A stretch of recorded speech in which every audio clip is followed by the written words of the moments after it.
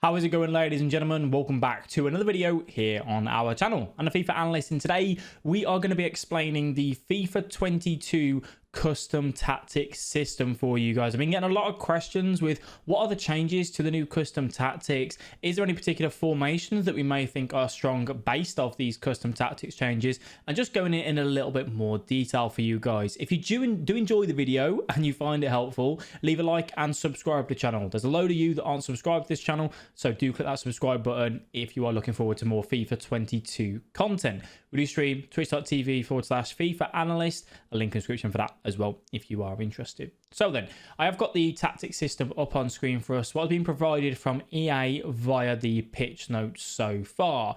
So the first thing to take into account is that EA have took a little bit of a backward step to move forward. And the first thing that we're going to talk about on that is the width and the depth change that we've had. So on the previous game, we can see that we had players in box, which is a bar out of 10, 1 to 10, and then 1 to 5 on corners. Now, width and depth was the same for that last year, and it's now actually changed where the width and depth, instead of it being out of 1 to 10, it's 1 to 100. So what you would have last year as, half depth, which would be 5 out of those 10, it's now 50 out of 100.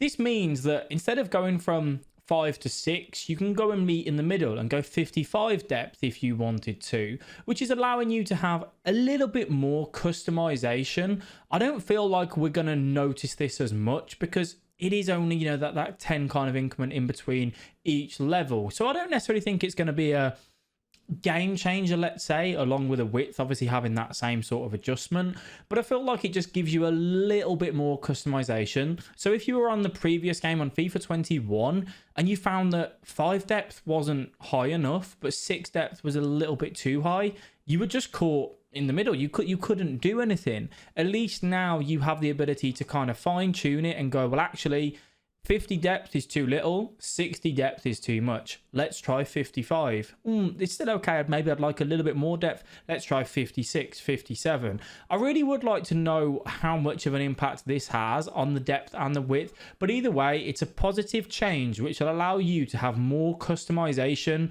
and to kind of have the team set up exactly how you want it to. So that's kind of the, the difference there. But we have now also, last year, it was you had the choice in your attacking play to have fast build up, long ball, balanced and possession. We now still essentially have that. You can see here that it says build up play and chance creation. This is where things are going to be a little bit different for us. So when you take a look at it, you've got here the build up play is composed of 4 tactics. This is balanced, slow build up, long ball and fast build up. So very similar to what we have now, but going alongside that to kind of complement it, you can say to your team, when we get into the opponent's half, when we get into the final third, how do I then want my team to play? Do I want them to have balanced runs and kind of be neutral and let them decide? Do we want them to be possession and come short? Direct passing, where we can do that as well, or we can go for forward runs. This is going to give you more, again, customization to get your team to play exactly how you want it to be. So you might say to yourself, look, when I come out from the back, I don't want my players running in behind. I don't want my centre mid running forward, moving into a more attacking positioning. I want a slow build up inside my own half. But then when I get into that final third, you may then say, right, forward runs, get in behind, go and make those runs in behind the defensive line and give us those options as an option for you if you wanted to. You may want to be full possession and go possession on here. Players will provide more close support to the dribbler in the attacking zone rather than going on forward runs. This tactic strengthens a short passing game to patiently wait for the chance to attack, but will rarely provide penetrating runs through the opponent's defensive line. So you may want that.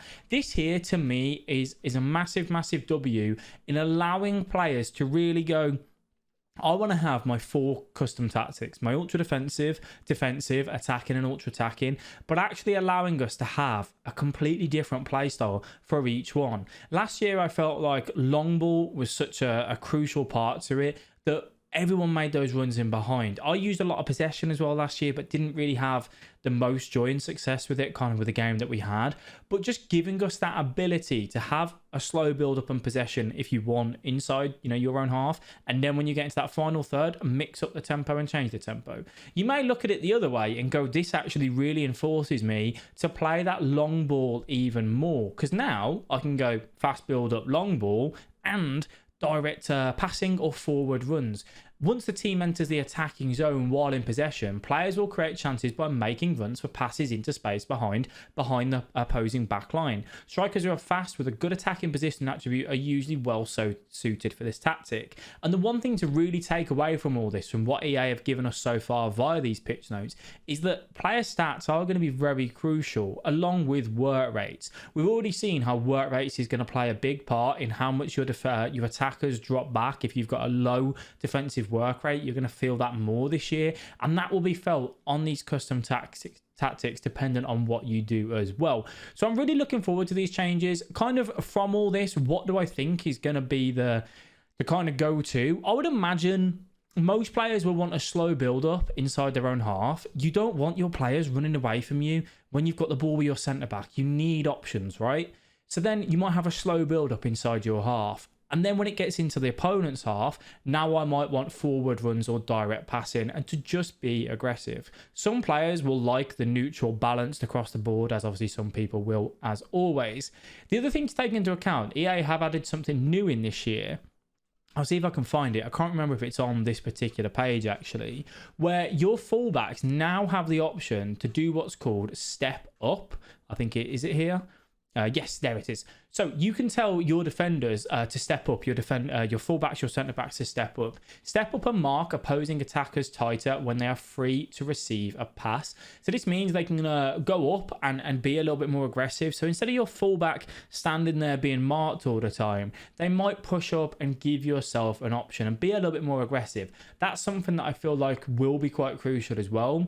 You do also have the option for your centre-backs to go ahead and overlap and create that kind of bombard sort of effect, which will be interesting to see if that gets used. I don't feel like this will be as popular, but I definitely think the defensive position of step up will help players be a little bit more aggressive, be on the front foot, have more passes available when playing out from the back as well. So that should be good. So just a reminder, with everything that we've gone through there, the defensive style of constant pressure, press on possession loss, press on heavy touch and balanced is still the same. That hasn't changed.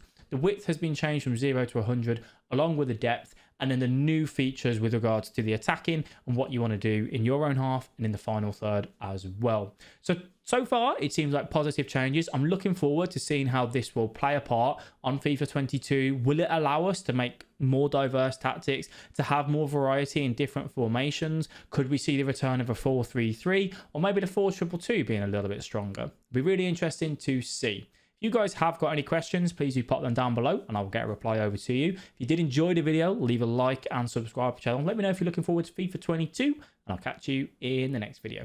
Bye bye.